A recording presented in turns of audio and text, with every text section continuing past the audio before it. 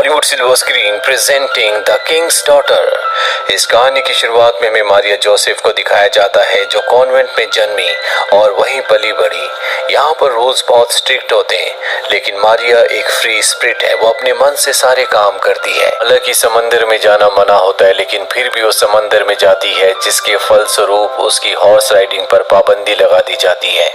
उसके जो पिता है वो किंग है, उनका नाम किंग लुइस 14 है।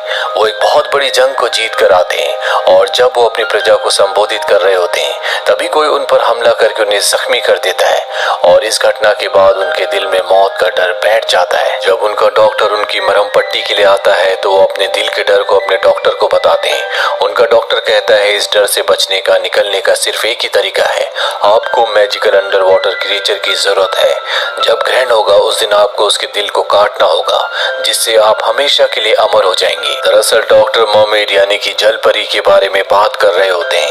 किंग लुइस किसी भी कीमत पर अमर होना चाहते हैं, इसीलिए वो फिशरमैन की एक टीम जिन्हें कैप्टन लीड करेगा उस तरफ भेज देते हैं जहां पर इन्हें वो सी क्रिएचर यानी कि मर्मेड मिल सकती है। ये सब के सब समंदर के बीचों बीच पहुंच जाते हैं जहां पर तूफान होता है और तभी इन्हें दो मर्मेड दिखती है। दोनों को अपने जाल में पकड़ लेते हैं, लेकिन इनमें एक मेल मर्मेड होता है जिसे छोड़ देते हैं क्योंकि इन्हें फीमेल मर्मेड की जरूरत है और उस फीमेल मर्मेड को लेकर ये फ्रांस की तरफ लौट पड़ते हैं। डॉक्टर को पता चल जाता है कि उनके लोगों ने मर्मेड को पकड़ लिया है। ये बात वो किंग को बताता है और कहता है कि आने वाले सूर्य ग्रहण के दिन हम उस मर्मेड का दिल निकालेंगे, जिसके बाद आप हमेशा के लिए अमर हो जाओगे। यहाँ पर किंग का प्रीस्ट भी होता है जिसे डॉक्टर की बातों पर बिल्कुल विश्वास नहीं है, इसीलिए वो कहता है कि हमें मर्मेड को नहीं मारना चाहिए।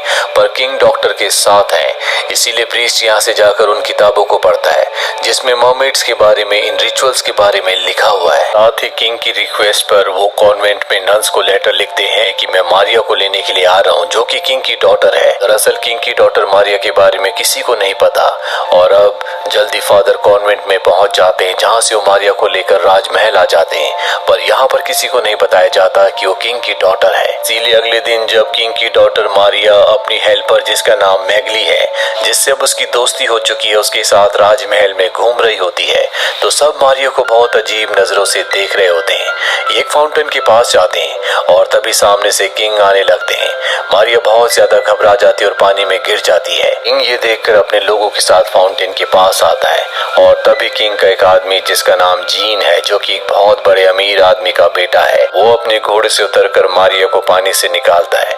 किंग भी अपने घोड़े से उतरते हैं और उसे अपनी शॉल दे देते हैं और साथ ही कहते हैं कि महल में तुम्हारे रहने के लिए कमरे का इंतजाम कर दिया गया है। मारिया जब अपने कमरे में जाती है तो बहुत ही आलीशान कमरा होता है। वहाँ पर उसका म्यूजिकल इंस्ट्रूमेंट और पहनने के लिए बहुत अच्छे अच्छे कपड़े होते हैं। वही कैप्टन को दिखाया जाता है जो मर्मेड को लेकर अब फ्रांस वापस लौट चुका है। वो अपने साथियों के साथ मर्मेड को उस पॉन्ड में रख देता है जो पॉन्ड किंग ने मर्मेड के रहने के लिए बनाया है। किंग डॉक्टर के साथ मर्मेड को देखने के लिए आता है। डॉक्टर बताता है कि मर्मेड की हालत बहुत खराब है और रिचुअल से पहले हमें उसे पूरी तरह से ठीक करना होगा। किंग कैप्टन को कहता है कि इसके स्वास्थ्य की जिम्मेदारी तुम्हारी है और अगर ये ठीक ना हुई तो तुम्हें सजा भी हो सकती है और अब कैप्टन को किसी भी हालत में मर्मेड का ध्यान रखना होगा। उसी रात को जब मारिया अपने कमरे में होती है तो उसे किसी के गाने की आवाज सुनाई देती है। वो उस गाने का पीछा करते हुए उस पॉन्ड तक पहुंच जाती है जिसमें मर्मेड है। वो देखती है कि पॉन्ड के अंदर मर्मेड है। तभी यहाँ पर कैप्टन आ जाता है और मारिया को कहता है कि तुम्हें यहाँ पर नहीं होना चाहिए, तुम्हें यहाँ से जाना चाहिए। मारिया कहती है कि मुझे मर्मेड ने गाना गाकर यहाँ पर बुलाया है और इसके बाद वो मर्मेड की गाने की धुन में अपने म्यूजिकल इंस्ट्रूमेंट को बजाना शुरू कर देती है। कैप्टन को उसकी बात पर विश्वास हो जाता है। अगले दिन मारिया अपने म्यूजिकल इंस्ट्रूमेंट को किंग के लिए भी बजाती है, जो सुनकर किंग को बहुत अच्छा लगता है।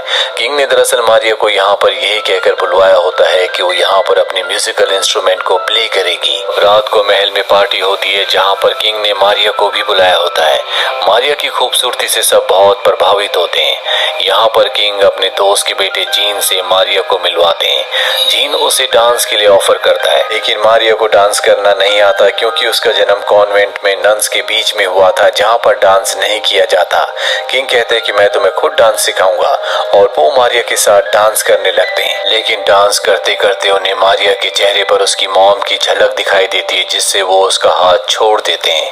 वही मारिया और मर्मेड के पास अक्सर जाया करती है, उसे अपने म्यूजिकल इंस्ट्रूमेंट से अपनी धुनों को सुनाती है, जिससे अब मर्मेड की तबीयत धीरे धीरे ठीक होने लगती है। अगले दिन किंग मारिया को एक गार्डन में बुलाते हैं जहाँ पर वो उसकी बहुत सुंदर पेंटिंग बनाते हैं। दरअसल इसी गार्डन में वो मारिया की मॉम के साथ भी आया करते थे और ये पेंटिंग देखकर मारिया को बहुत खुशी होती है। साथ ही किंग ये भी चाहते हैं कि उनके दोस्त के बेटे जीन की और मारिया की दोस्ती हो जाए, इसीलिए शाम को वो एक पार्टी रखते हैं जहाँ पर जीन को और मारिया को दोनों को आपस में मिलवाया जाता है। यहाँ पर कैप्टन भी होता है।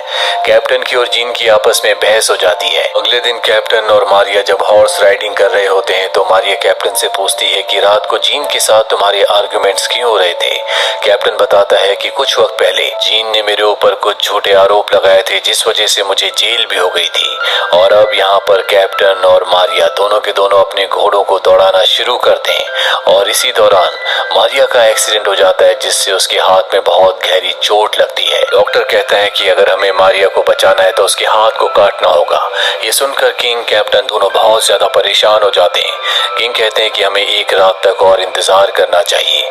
कैप्टन पॉन्ड के पास आता है जहाँ पर मर्मेड है और आज मर्मेड बहुत अलग तरह से रिएक्ट कर रही होती है। उसके शरीर से गोल्डन रेज निकल रही होती है। वो समझ जाता है कि मर्मेड, जो कि मारिया को बहुत पसंद करती है, वो उसकी मदद करना चाहती है। इसीलिए कैप्टन मारिया को पॉन्ड के पास लाता और पानी के अंदर डाल देता है, जिसके बाद एक बार फिर से पानी में गोल्डन रोशनी दिखती है और अगली सुबह हम देखते हैं कि मारिया का हाथ पूरी तरह से ठीक हो चुका है। वो अपने म्यूजिकल इंस्ट्रूमेंट को बहुत अच्छे से बजा रही है। म्यूजिकल इंस्ट्रूमेंट बजाने के बाद वो किंग से पूछती है कि मर्मेड को यहाँ पर क्यों लाया गया है।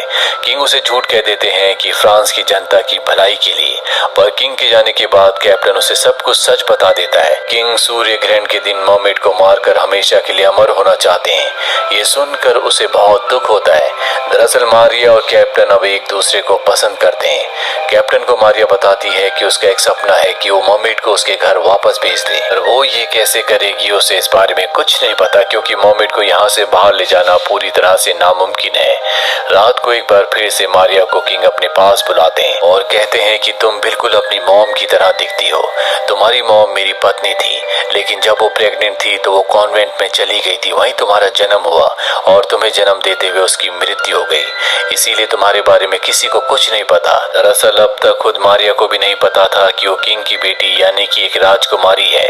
किंग उसे उसकी मॉम का लॉकेट भी देते हैं, जिसमें उसकी मॉम की फोटो होती है।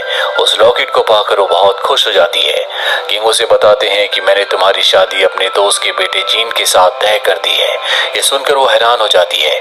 किंग कहते हैं कि फ्रांस की जंग के बाद हमारे ऊपर बहुत ज्यादा कर्जा है, हमारे पास पैसों की कमी है, और एक बार तुम्हारी शादी जीन के साथ हो जाए उसके बाद हमारी सारी प्रॉब्लम्स दूर हो जाएंगी, क्योंकि उसके पिता के पास पैसों की कोई कमी नहीं है।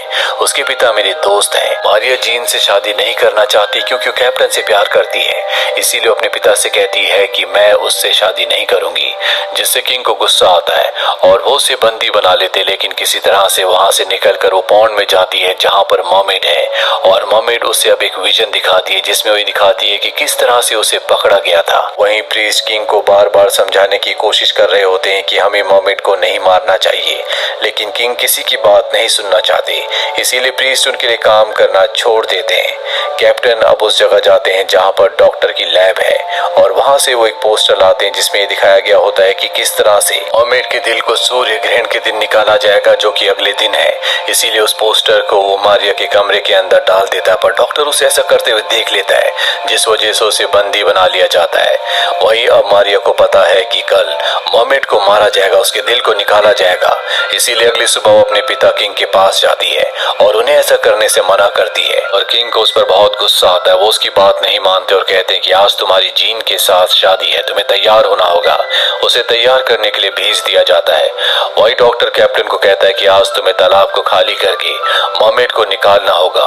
कैप्टन को पता चल गया होता है कि मारिया अब जीन से शादी कर रही है, इसीलिए उसे बहुत गुस्सा आता है और गुस्से में वो डॉक्टर का काम करने के लिए मान जाता है। इसीलिए अपने साथियों के साथ मिलकर वो पॉन्ड के पास आता है जहाँ से उसे मर्मेड को बाहर निकालना है। वही हमें मारिया को दिखाया जाता है जो प्रीस्ट की मदद से अपने पिता के लोगों से बचकर उस जगह पहुंच जाती है जहां पर पॉन्ड है।